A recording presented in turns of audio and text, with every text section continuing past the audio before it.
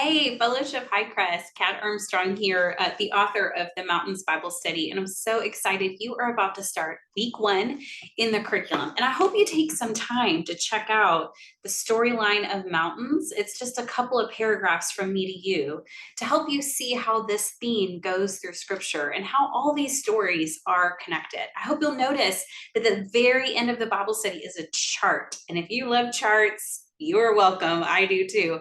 There's a chart that shows you a visual aid of how these stories are all connected to each other.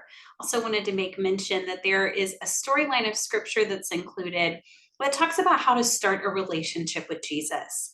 And if you're seeking God, you're interested in God for the first time in a long time, or you've been away from church for a long time and you're just dipping your toe back, we want to remind you, you are so welcome here. You are so loved here. Who you are and how you are right now is exactly who we want to love and welcome into the family here at High Crest. So just know that.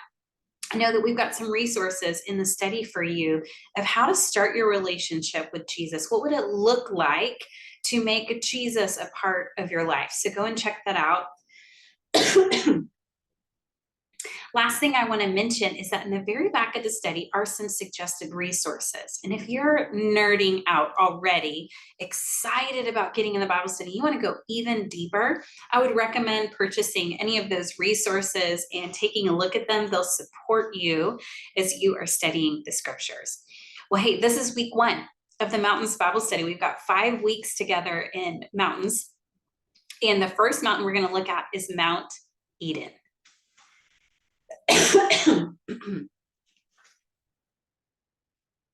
Yes, you heard that right. Mount Eden. You guys, I think Eden was on the top of a mountain. I mean, I could be wrong. We can't be 100% sure, but there are some verses in Ezekiel that seem to be really crystal clear about where Mount Eden was. And it looks like it was on the top of a mountain. Now, for you, that may be a very new concept. It was for me to think about the Garden of Eden being elevated on the top of a mountain. But I've got lots of resources in the study that I think will support this interpretation.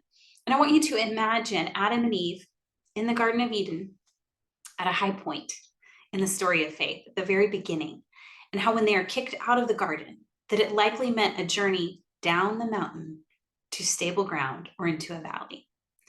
And I want you to hear a couple things you're going to see later in the study. And I want to just emphasize them right up here at the front.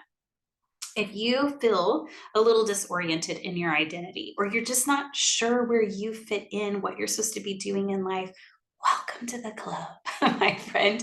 If you're questioning, do I belong here? Do I belong at this church? Do I belong in this small group? I think the Mount Eden story meets you in that place of belonging and identity and how you're going to figure it out. It's understanding God's heart for us from the very beginning. It can be this foundational, life-stabilizing force in our lives because a relationship with our Creator secures our identity outside of our behavior, our circumstances, our identity crisis. Our foundation for a relationship with our Creator becomes the stabilizing force in our life. And so I'm convinced of this. You and I don't have to waste one more minute, one more moment feeling uncertain about ourselves. The security that you and I long for, it can be ours through a relationship with our Creator. Because you see, He defines who we are, what we're supposed to do, not us. And I think for some of us, that should be a release valve from the pressure of perfectionism, the pressure of insecurity, the pressure of confusion. If you feel confused within your body, within your mind, within your soul, your Creator gets you. He made you. You were made uniquely, designed by someone who loves every part of you. And the way I say it to my son is that you are God's dream come true. And so if you're longing for security, hoping for identity, I think this first Mountain Bible Study lesson is going to meet you in that place. The first time I taught this first week 1, I was here at my home at my dining room table with a small group of women. And I asked them, what came up for you as you were studying Genesis 1 and 2, the creator creating creation? What was that like for you? How did you internalize that? How did it impact your identity, your sense of belonging? And here are 3 things they shared with me that happened in the origin story. 1, your creator gets you. Your creator gets you.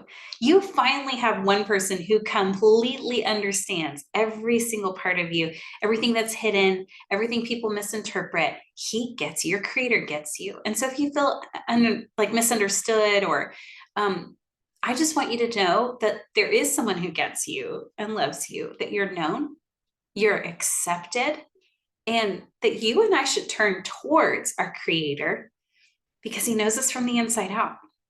And so you might feel like you're just a tiny part of this world in just one piece of this expanse he has created. But I want you to remember you were designed for this place. You were purposed for this time. Your existence matters to God enough for him to bring you into this world and entrust you to oversee the world's care. We need you here. We need you here.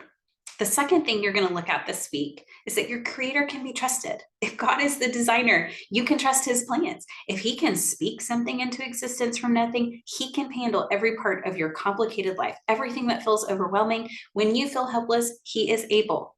And the Israelites must have worried that God had forgotten about their future, and yet he had it in the palm of his hand. And so I want to remind you, God can be trusted even against contemporary data. And that quote comes straight from Dr. Walter Brueggemann, an Old and New Testament scholar. God can be trusted even against contemporary data. His creation, look around you, speaks of his trustworthiness. He made this place good. We're the ones who messed it up, but Jesus makes it right. And one day God will make all things new. And last, I wanted to remind you that your identity is tied to God's love. It is tied, it is bound to God's love. Most of the time, a relationship in our lives is about status, a role, a title. That's who defines us. That's what defines us, but not so for Christians, not people who know and love God. We reflect God himself. We are his image bearers, and God is love. And that is what our identity is. No one and nothing can take us away from our relationship with God. Being loved by God is the truest thing about you. You are his.